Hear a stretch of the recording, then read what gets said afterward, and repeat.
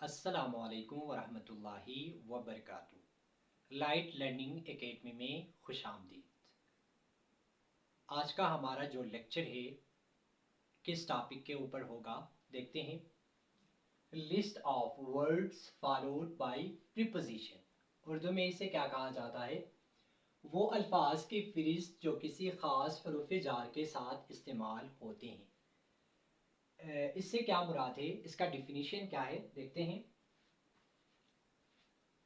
Words followed by prepositions are verbs, adjectives, or nouns that require specific prepositions to convey the correct meaning a sentence. Understanding these combinations helps in proper sentence constructions and improves frequency in English.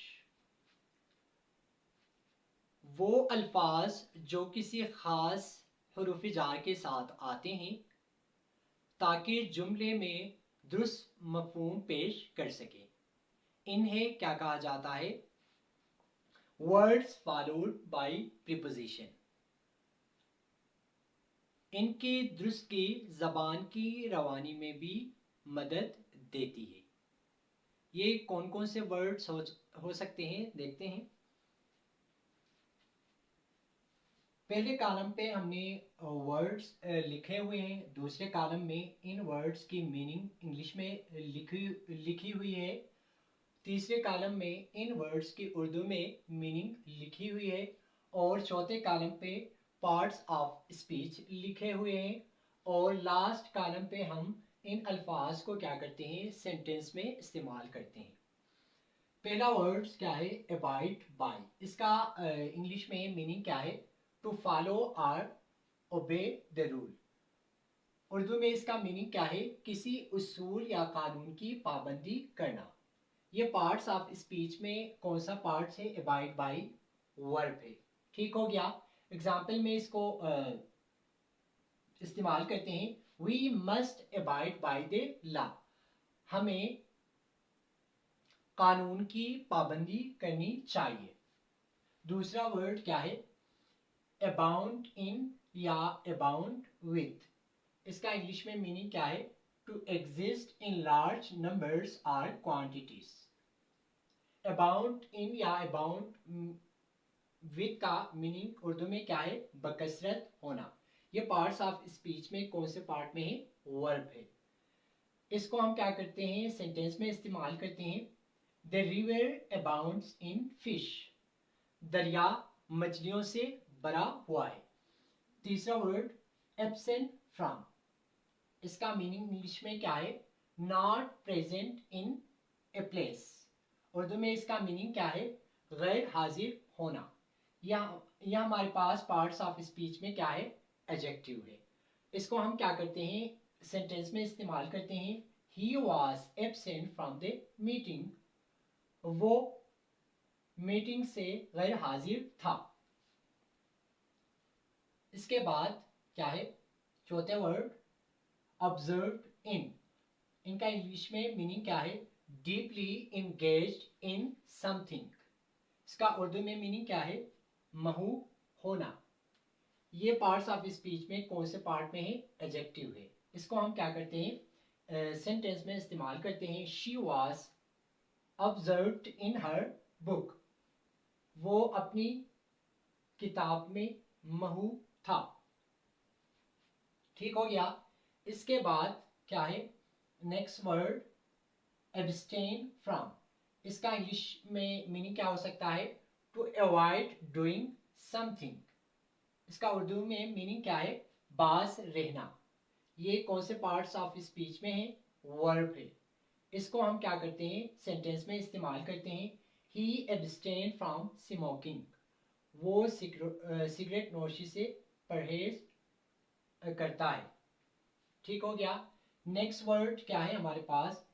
abundance of। इसका meaning English में क्या है? a large amount of something। Urdu में इसका meaning क्या है? कसरत।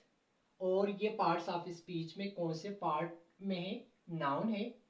इसको हम क्या करते हैं, सेंटेंस में इस्तेमाल करते हैं। There is an abundance of water in the lake. Lake में जेल में पानी की वाफिर मकदार है। ठीक हो गया। इसके बाद नेक्स्ट वर्ड क्या है हमारे पास, एक्सीड टू। इसका इंग्लिश में मीनिंग क्या है, to agree to a demand. इसका उर्दू में मीनिंग क्या है, कबूल करना। और ये पार्ट्स ऑफ स्पीच में कौन से पार्ट में है, ये वर्ब है। इसको हम क्या करते हैं इंग्लिश सेंटेंस में इस्तेमाल करते हैं, the king acceded to the throne. बादशाह तख्त संभाल लिया। ठीक हो गया। नेक्स्ट वर्ड हमारे पास क्या है, एक्सेस टू। इसका इंग्लिश में मीनिंग क्या है, the right to use or enter. Urdu में इसका मीनिंग क्या है, रसाई। और ये पार्ट्स ऑफ स्पीच में कौन से पार्ट में है, नाउन है। इसको हम जुमला में इस्तेमाल करते हैं या सेंटेंस में इस्तेमाल करते हैं, students have access to the library. तुलबा लाइब्रेरी तक रसाई हासिल करते हैं। ठीक हो गया। इसके बाद क्या है, अकॉर्ड विथ। इसका इंग्लिश में मीनिंग क्या है, टू मैच और एग्री विथ समथिंग। इसका उर्दू में मीनिंग क्या है, हम आहंग होना। ये पार्ट्स ऑफ स्पीच में कौन से पार्ट में है, वर्ब है। इस वर्ड को हम सेंटेंस में इस्तेमाल करते हैं, his statement accords with the facts. उसके बयानात हकीकत से मुताबिकत रखते हैं। नेक्स्ट वर्ड हमारे पास क्या है, अकाउंट फॉर। इसका इंग्लिश में मीनिंग क्या है, टू एक्सप्लेन और जस्टिफाई। उर्दू में इसका मीनिंग क्या है, जवाब दे होना। और ये पार्ट्स ऑफ स्पीच में कौन से पार्ट में है, ये वर्ब है। और इसको हम क्या करते हैं, सेंटेंस में इस्तेमाल करते हैं, he could not account for his absent. वो अपनी गैर हाजिरी की वजाहत नहीं की। ठीक हो गया। इसके बाद नेक्स्ट जो वर्ड है, प्रीपोजिशन है, अकॉर्डिंग टू। इसका इंग्लिश में मीनिंग क्या है, as stated by someone. Urdu में इसका मीनिंग क्या है, के मुताबिकत। ये हमारे पास कौन से पार्ट्स ऑफ स्पीच में है, प्रीपोजिशन है। इनको हम क्या करते हैं, सेंटेंस में इस्तेमाल करते हैं, according to the report sales increased. Report के मुताबिक फरोख्त में इजाफा हुआ। इसके बाद नेक्स्ट जो वर्ड है हमारे पास क्या है, एक्ट अपॉन। इसका इंग्लिश में मीनिंग क्या हो सकता है, to take action based on advice और इंफॉर्मेशन। इसका उर्दू में मीनिंग क्या है, अमल करना। ये पार्ट्स ऑफ स्पीच में कौन से पार्ट में है, वर्ब है। और इसको हम सेंटेंस में इस्तेमाल करते हैं, she acted upon the teachers advice. वो उस्ताद की नसीहत पर अमल करता है। ठीक हो गया। इसके बाद नेक्स्ट जो वर्ड है हमारे पास क्या है, accompanied by। इसका इंग्लिश में मीनिंग क्या है, टू बी विथ समवन। इसका उर्दू में मीनिंग क्या है, हमराह होना। या हमारे पास क्या है, पार्ट्स ऑफ स्पीच में वर्ब है। इसको हम क्या करते हैं, सेंटेंस में इस्तेमाल करते हैं, he was accompanied by his friend।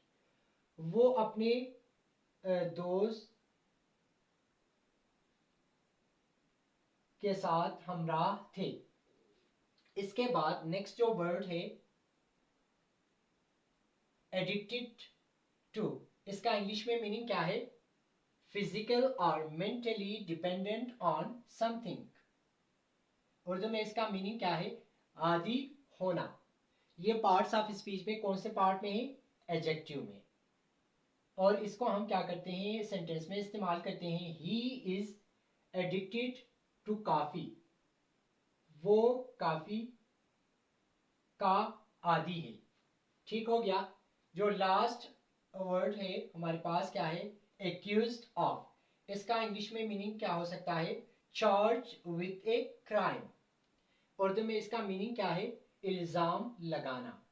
ये पार्ट्स ऑफ स्पीच में कौन से पार्ट में है, वर्ब है, और इसको हम क्या करते हैं, सेंटेंस में इस्तेमाल करते हैं इस वर्ड को। He was accused of stealing money, इसके ऊपर पैसे पैसे चोरी करने का इल्जाम लगाया गया। ठीक हो गया।